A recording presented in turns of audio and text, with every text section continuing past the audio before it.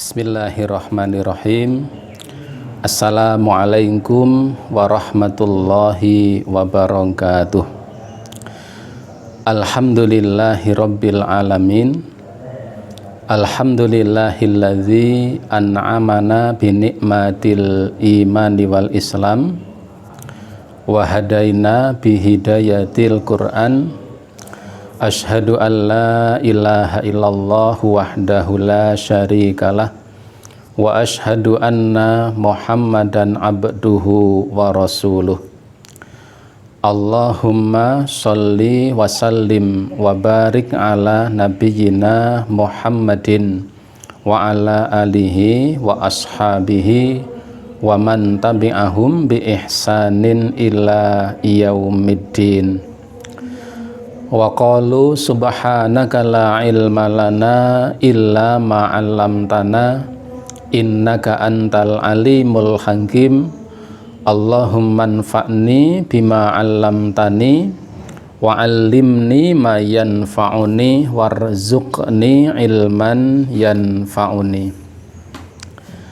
Para pemirsa sekalian yang saya hormati, alhamdulillah, marilah senantiasa kita haturkan rasa syukur kita kehadirat Allah Subhanahu wa Ta'ala, karena hingga saat ini Allah Ta'ala senantiasa melimpahkan nikmat serta karunia-Nya kepada kita semuanya, yang tentunya sangat banyak nikmat yang telah Allah berikan kepada kita dan telah kita terima.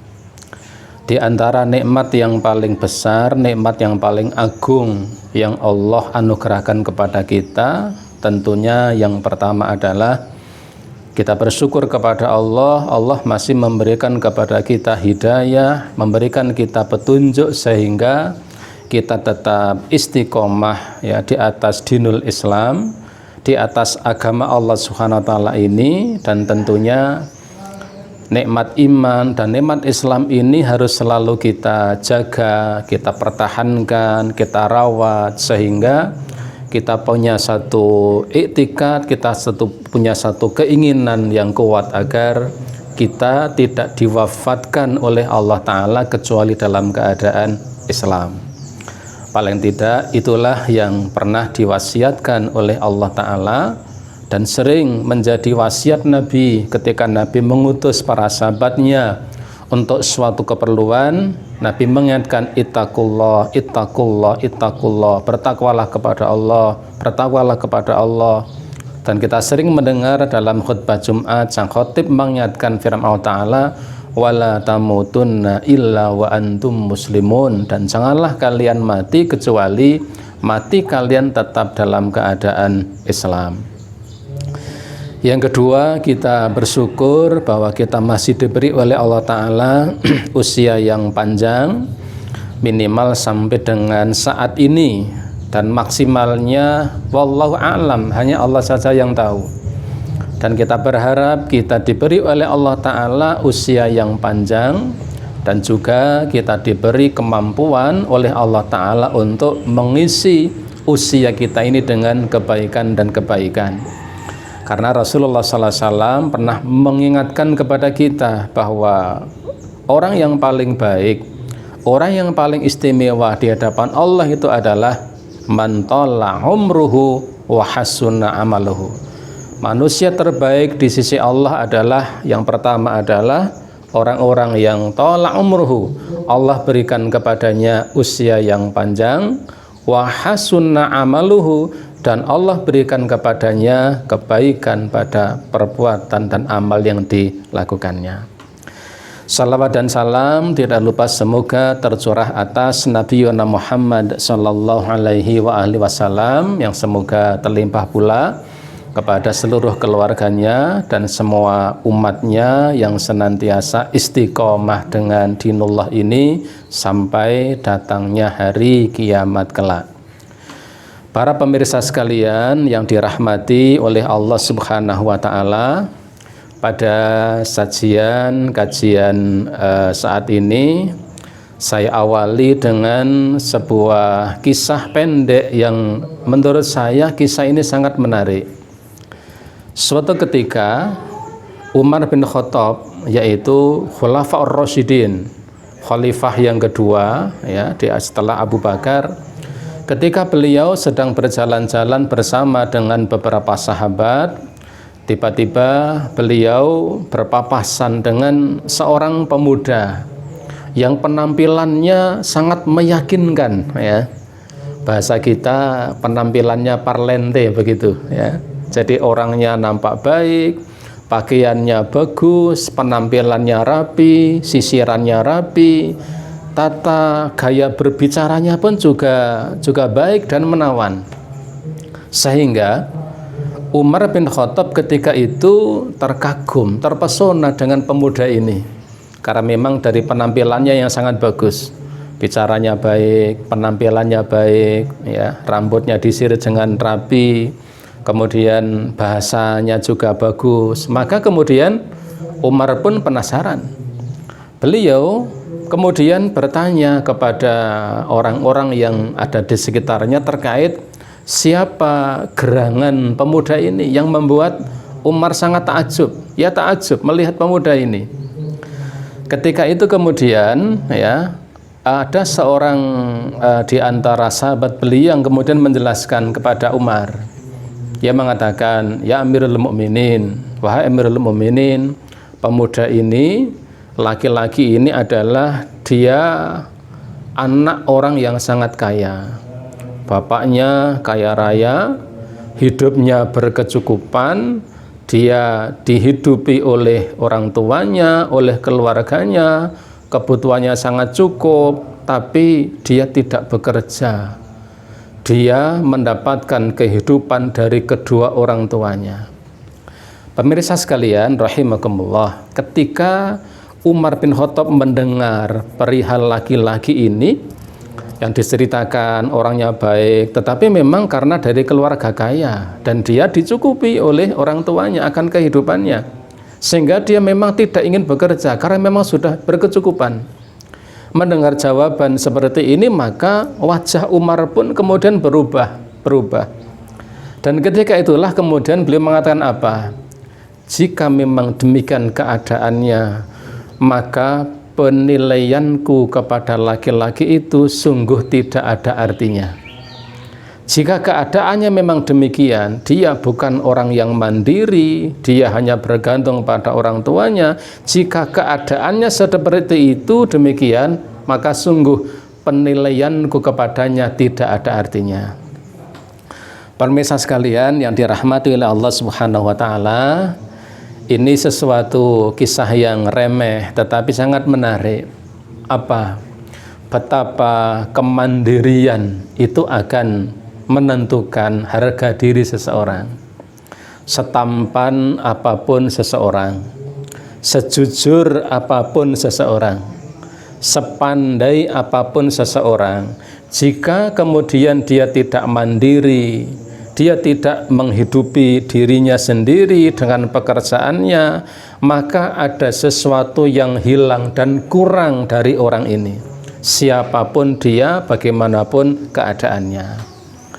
Oleh karena itulah para pemirsa sekalian rahimakumullah, kita sangat bersyukur kepada Allah Subhanahu wa taala jika di antara kita ini diberi oleh Allah taala anugerah berupa pekerjaan. Apapun pekerjaan itu.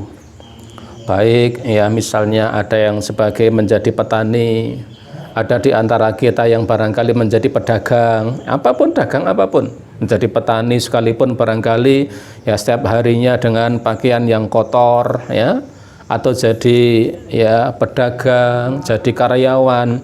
Ketika seseorang Allah berikan kesempatan bekerja pada bidang-bidang yang halal, sungguh ini adalah sebuah anugerah yang Allah Ta'ala berikan kepada orang itu. Karena dengan kemandiriannya maka dia akan menjadi seseorang yang bernilai. Sehingga sebagaimana ketika Umar melihat ya pemuda tadi yang sangat parlente tadi, begitu mendengar bahwa dia bukan tidak mandiri tetapi memang dihidupi oleh kedua orang tuanya, maka mendadak raut mukanya berubah dan beliau mengatakan penilaiannya adalah sesuatu yang salah. Karena itulah ada sebuah hadis ya, hanya saja hadis ini tidak sahih, hadis ini lemah.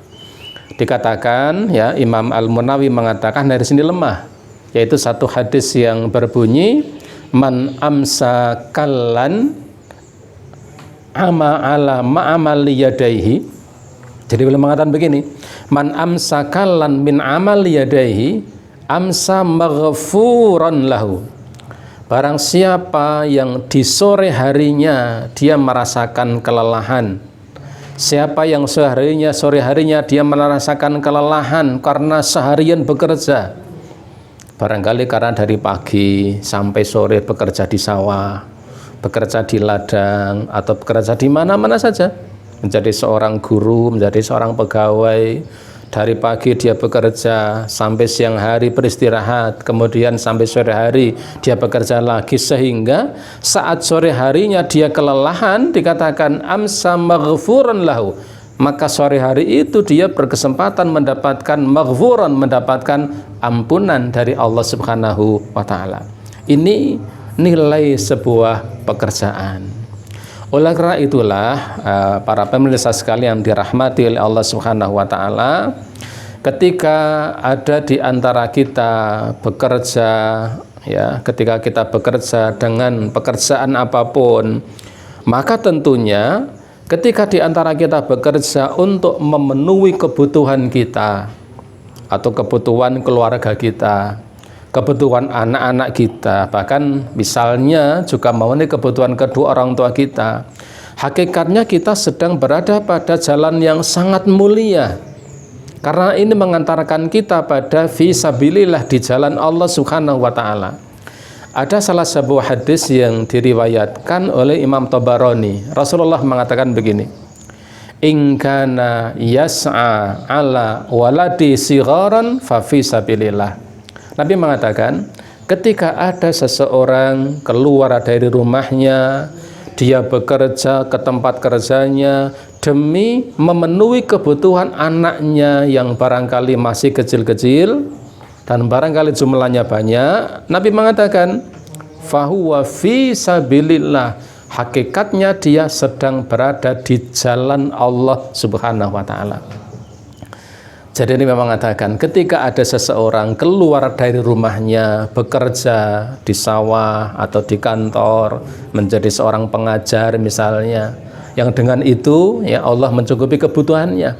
Siapa yang bekerja di jalan Allah, bekerja di ladang yang halal, di jalan yang halal, maka kata Nabi, semenjak dia keluar dari rumahnya, kemudian berjalan sampai ke tempat kerjanya, sampai selama dia melakukan pekerjaannya, sampai dia kembali pulang, selama itu fahuwa fi sabilillah, dia sedang berada di jalan Allah Subhanahu wa Ta'ala demi memenuhi kebutuhan anaknya yang barangkali masih kecil-kecil dan jumlahnya barangkali pula banyak.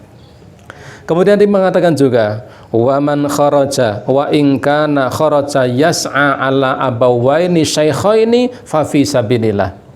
Dan ketika ada seseorang bekerja demi memenuhi kebutuhan kedua orang tuanya, dia keluar dari rumahnya, pergi bekerja, melakukan perjalanan ke tempat kerjanya, dia bekerja, kembali pulang ke tempat rumahnya, kembali pulang ke rumahnya. Dia bekerjanya demi memenuhi kebutuhan kedua orang tuanya yang barangkali sudah lanjut. Ya, jadi barangkali para pemirsa sekalian punya orang tua yang sudah lanjut, yang sudah tidak mampu bekerja, kemudian di antara pemirsa bekerja demi memenuhi kebutuhan mereka. Nabi mengatakan, fa fi sabilillah, sungguh bekerjanya orang ini, hakikatnya ketika dia bekerja, dia sedang berada di jalan Allah Subhanahu wa Ta'ala, bekerja untuk memenuhi kebutuhan kedua orang tuanya. Bahkan Nabi mengatakan pula, wa in kana kharaja yas'a ala nafsihi liya'iffaha. Bahkan ketika ada seseorang bekerja demi memenuhi kebutuhan dirinya, seseorang pagi hari keluar dari rumahnya, ya, berjalan menuju ke tempat kerjanya, dia bekerja, kemudian dia pulang di sore hari barangkali, dia bekerja untuk apa? Untuk memenuhi kebutuhan dirinya. Kok dirinya? Iya, barangkali masih jomblo ya. di antara pemirsa barangkali masih jomblo ya, baik yang laki-laki maupun perempuan. Seorang bekerja demi memenuhi kebutuhan dirinya karena jomblo, untuk beli pulsa, beli sepatu, beli sandal barangkali karena memang tidak ada beban kebutuhan. Maka ketika dia bekerja untuk memenuhi kebutuhan dirinya, kata Nabi, liya'iffaha, demi menjaga kehormatan dirinya, dia tidak ingin menjadi tanggungan orang lain, dia ingin mandiri, tidak akan meminta-minta, kehormatannya terjaga dengan kemandirian dia bekerja. Nabi mengatakan, orang ini ketika dia bekerja, hakikatnya fahuwa fi sabilillah, dia sedang berada di jalan Allah Subhanahu wa ta'ala. Kemudian Nabi mengatakan, wa in kana kharaja yas'ala ahlihi fa fi sabilillah. Demikian juga ketika seseorang itu keluar dari rumahnya, dia bekerja untuk memenuhi kebutuhan keluarganya, kebutuhan istrinya, kebutuhan anaknya, maka ketika dia bekerja, fahuwa fi sabilillah, dia sedang berada di jalan Allah Subhanahu wa ta'ala. Ada hanyanya ini yang harus kita jadikan warning, harus kita jadikan sebagai kehati-hatian. Nabi mengatakan, wa in kana kharaja yas'a litafakhuran wa takatsuran fa fi sabilis syayatin. Riwayat lain, wa fi sabilit taghut. Nabi mengatakan, dan siapa saja yang keluar dari rumahnya, dia bekerja, tetapi pekerjaannya niatnya adalah litafakhuran, untuk bermegah-megah ria. Bekerjanya hanya sekedar ingin yang lifestyle ya, misalnya ya, kayak hidup yang aduhai ya. Beli HP kalau RAM-nya tidak 15 tidak mau misalnya. Karena apa? Untuk lifestyle, gaya hidup.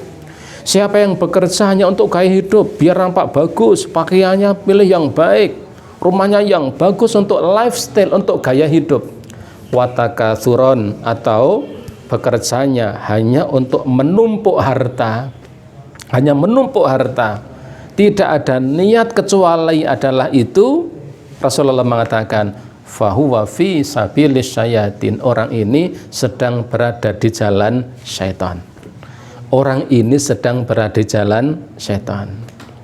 Pemirsa sekalian, ini mesti menjadi satu pengingat bagi kita sekalian bahwa ketika kita bekerja, sekalipun untuk memenuhi kebutuhan kita, kebutuhan keluarga kita, kebutuhan anak kita, maka sebenarnya kita sedang berada di jalan Allah Subhanahu wa ta'ala. Karenanya lakukan pekerjaan ini dengan kesungguhan, dengan serius, karena ini bagian dari ibadah kita kepada Allah Subhanahu wa ta'ala. Apalagi ketika kemudian kita mengingat bahwa tujuan hidup kita diciptakan oleh Allah, sebenarnya semua kegiatan yang kita lakukan dari ketika kita bangun tidur sampai kemudian tidur lagi, hakikatnya semua yang kita lakukan adalah sarana untuk beribadah kepada Allah Subhanahu wa ta'ala. Allah mengingatkan dalam surat Al-Dzariyat ayat yang ke-56, wa ma khalaqtul jinna wal insa illa liya'budun, dan tidaklah aku ciptakan jin dan manusia kecuali agar mereka beribadah kepada Allah. Allah katakan, tidaklah aku ciptakan jin dan manusia kecuali agar supaya mereka beribadah kepadaku, menyembah kepadaku, mentauhidkan kepadaku. Ini yang harus menjadi satu inspirasi kita. Kita bekerja adalah dalam rangka kita beribadah kepada Allah Subhanahu wa ta'ala. Lebih-lebih ketika kita ingat ya firman Allah yang lain seperti dalam surat Al-An'am ayat yang ke-162.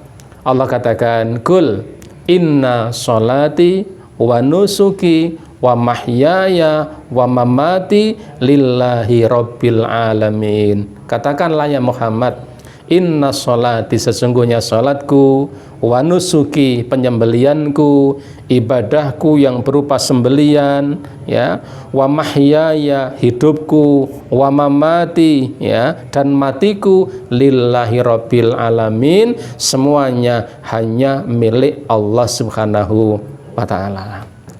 Akhirnya mari kita selalu berupaya untuk mandiri, tidak menjadi beban orang lain. Karena ketika ada seseorang, sejujur apapun, sebaik apapun, ketika dia tidak mandiri tetapi menjadi beban bagi orang lain, ada nilai yang hilang dari orang tersebut. Mari kita didik anak-anak kita untuk terbiasa mandiri.